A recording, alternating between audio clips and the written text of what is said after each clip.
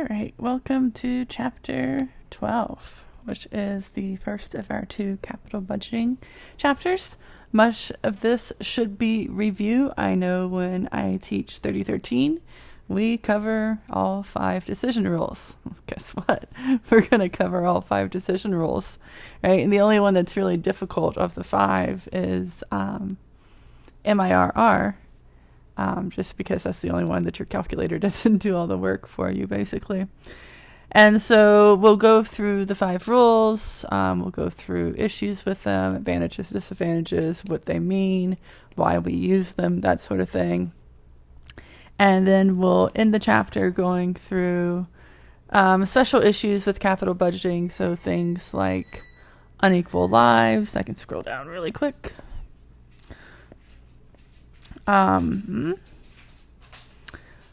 Unequal lives, economic life versus physical life, and then finding the optimal capital budget. And so that is where we are going in this chapter. You can tell the model that we're starting with here looks pretty similar to the value of the firm, right? Except the value of the firm, we don't have this initial cost part at the end. But, I mean, replace CF with FCF. Replace the project's cost of capital with WACC. Replace NPV with value of firm. It's the same thing, right? Because the way that we value everything in finance is we find the present value of the future cash flows of the asset, whether it be a firm, a stock, a bond, a project, a person, a horse, whatever, right? That is how we value things. So this should mostly be review. So I'm going to move through it pretty quickly. And as I mentioned in the Blackboard announcement, I'm not teaching you guys the calculator. You should know how to use your financial calculator by now. I did post up the calculator videos that I use when I teach 3003 and 3013. That just does basic setup, how to enter in a problem, how to enter into cash flow register, and how to solve for NPV and IRR. Because to them, I do have to teach it for them because they've never seen a financial calculator before. That's always fun. So yeah, I can't really stop you from using Excel on the exam. I would like you to be using your financial calculator. But of course, in real life, you would be using Excel if you were doing this for a job. The only thing is, I don't remember if Excel has an MIRR function or not. If it does, you still need to know how to do MIRR by the steps. So be aware of that. Like, I expect to see like intermittent work for your MIRR problem when we get to that. So early heads up there. So we'll cover this chapter today. On Wednesday, we'll do finding cash flows tomorrow, which is usually pretty straightforward for students. Again, it's something that you've already seen, probably, or you should have seen in 3013. And then we'll have an exam. God, summer moves so fast. But all right, what are we talking about this chapter? What do we mean when we say capital budgeting? All right, technical definition that this textbook uses is that it's an analysis of potential long-term projects for a firm. I've seen other definitions of capital budgeting is the decision-making process about projects. What's a project? A project is a long-term investment, right? Is essentially what we're saying. Essentially, I tell people, or like I needed to explain it really simply, like what is the goal of capital budgeting? It's simply to make an accept or reject decision about a project. Right? That's it. Should you do a project or should you not do a project? Is this project going to be profitable? Should the firm pursue it or should they not? The importance to a firm, if you don't do this, you die. I mean, seriously.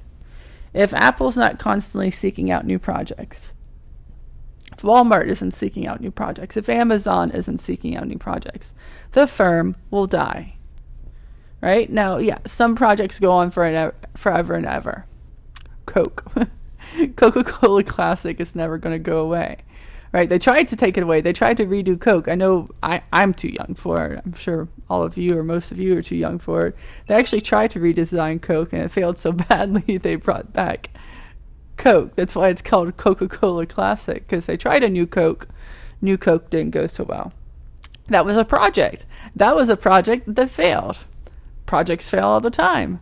The one that I use a lot as an example in my classes is McDonald's came out with Mighty Wings a few years ago. Chicken wings at McDonald's. There's some funny videos on YouTube of people, reviewing them and everything.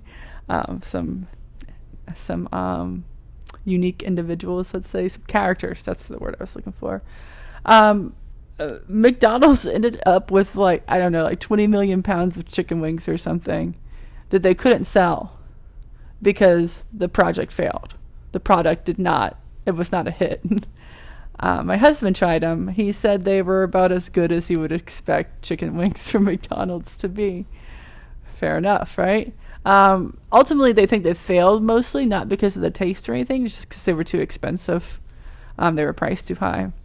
And, what do you do with 20 million pounds of chicken wings that you already bought? That's a lot of dead chickens. Anyways, without new projects constantly, a firm will die. They will become irrelevant. They will go the way of BlackBerry, right? BlackBerry did not continue to come out with projects. That's why you are on a Samsung or an iPhone. Is Galaxy a Samsung? I don't know any other phone but iPhones because I'm that much of an Apple fangirl. Companies that don't come out with new projects die.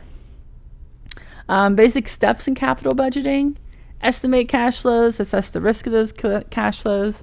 The big thing about assessing the risk of them, the reason you need to do that is to establish an appropriate discount rate for them, right? So risky projects, we want to use a higher discount rate for. Less risky projects, we would use a lower discount rate for. And then to evaluate the cash flows using one of our decision criteria, which is this chapter, right? This is next chapter. So the first 3 steps are chapter 13. This is chapter 12. Kind of already mentioned, but what's a project?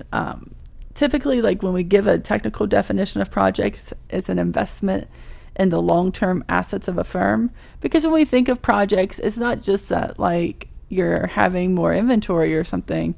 It's that you have to go out and purchase building and land and equipment, right? You got to increase your working capital, all this lovely stuff to get a project started, basically. So it's always those long-term assets of the firm we're making that investment in, which is another reason why projects are such a big thing, right? If they failure typically costs a lot of money, right? Because you went and make this large investment to do this project, and if it ends up not being profitable, someone needs to get fired, kind of thing. Different categories of projects that your book lists out. You don't need to memorize this list or anything. Just know there's different types of projects. A lot of times we talk about projects in the sense that, it's a new thing. Do you want to make an Apple Watch? Do you want to make an Apple Pen? Do you want to make Mighty Wings? Do you want to make an all-electric F-150? Right? But there's other types of projects than just coming out with new things. So it says replacement of equipment, or a replacement project to continue profitable operations, a replacement project to reduce cost, so maybe making something more efficient, right, by upgrading it. Expansion of existing products or markets, so just entering into a new market could be a project. If I'm only operating right now in San Antonio, but I want to open a store in Austin, that could be a project. Expansion into new products or markets, that's the one we typically kind of default to. It's the easiest kind of story to tell. Contraction decisions, so do you actually want to make the project smaller? Do you want to pull back? Safety and or environmental projects, aka you must do it. Mergers, and then other. Other, your book lists as a catch-all that includes items such as office buildings, parking lots, and executive aircraft. So, just all that other stuff we gotta make decisions on, basically. What I do need you to know, and this applies throughout the rest of the chapter, so that's why I just put it at the beginning, make sure you know the difference between independent projects and mutually exclusive projects. Independent projects, basically, it says that if cash flows of one project are unaffected by the acceptance of another project, aka you can choose as many as you want. So you can choose 1+ projects. So like if all the projects are profitable, you can choose all of them. So like if I'm trying to figure out where I want to open up new stores, and I can open up as many stores as I want. And if opening a store in Austin and Houston and Dallas are all profitable, well, then if they're independent, I would choose to pursue all 3 cities. But if they're mutually exclusive, I can choose only one. So if my boss tells me, look, hey, we're going to expand past San Antonio, it's your job to figure out where we want to go. But we only want to open one location. So then if I'm looking at Austin and Houston and Dallas, I have to make a choice, right? I can't go to all 3 cities. I can only go to one city.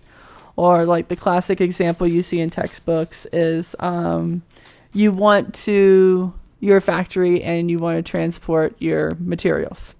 You can either choose to cross a river by boat or by truck, right? You're not going to do both, and you're going to choose the one that, is the best option, right?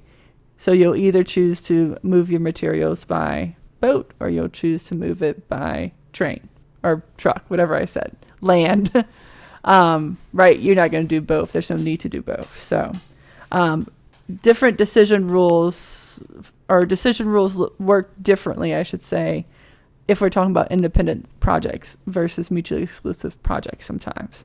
And so keep that in mind the rest of the chapter. Our decision criteria, of course, these are the ones that you have seen over and over, maybe just 1 or 2 times at this point. But you definitely saw these in 3013. NPV, IRR, MIRR, that's the hard one. Profitability index and regular payback. And we'll talk about discounted payback. We won't actually do it. It's annoying to do, not in Excel. So first 2 are easy, right? Because your calculator will just do those, your financial calculator. MIRR actually has steps to it. And then these last 2, profitability index and regular payback, you'll actually have the formula for those on your formula sheet for the exam. So just a little heads up of what's to come. The 2 projects that we'll work with in this chapter that I'll give you the answers for so that you can make sure you still know how to do NPV and IRR. So please practice along. Is going to be Project L and Project S. Basically long and short, because notice when the cash flows are happening. So Project L has an initial cost in year 0 of $100, right? Our year 0 is always negative, right? This is a textbook, what we call problem, to where we have a negative year 0 followed by positive cash inflows after that. But notice that most of its inflows are coming at the end. Whereas Project S, for short, also has a cash outflow or initial cost of $100 in year 0. Again, textbook problem. And that most of its cash flows are coming in the beginning. And so we'll see how that basically affects them differently. Because notice overall their cash flows are about the same. This guy adds up to 150, right? 90 plus 60, yeah, 150. And the bottom one adds up to 140. I don't even know what the answers are to come off because I haven't looked yet. But I bet you this one still has the higher net present value. Why? Because that 80 is taking 3 years to get to me. That's a long time away, right? It's way, way, way in the future. Whereas that S project with that $70 happening in year 1, that's a lot more valuable to me. But anyways, so that's going to be the 2 projects that I'll use throughout the chapter. Like I said, I'll give you the answers to those 2 guys. I'll post up some practice problems too. But like I said, this should be largely reviewed, except for maybe MIRR. That's when the students usually struggle with, just because you got to remember the steps. But we'll get it. So that's where we're going. Notice our discount rate for these is just going to be 10%, right? That's typically like the WACC, right, for the firm. So we'll say WACC here equals 10%, which will be our appropriate discount rate to discount these cash flows for all of our measures that use discounted cash flows. And so that is where we are going in this chapter. We will start off with NPV. I should be able to do just one video per topic kind of thing in terms of the decision rules, except for maybe IRR, just because IRR has issues. It's great. It's super easy to calculate, but it's definitely got some problems. Which is why we have modified IRR. So we'll talk about that, but that's where we are going for this chapter.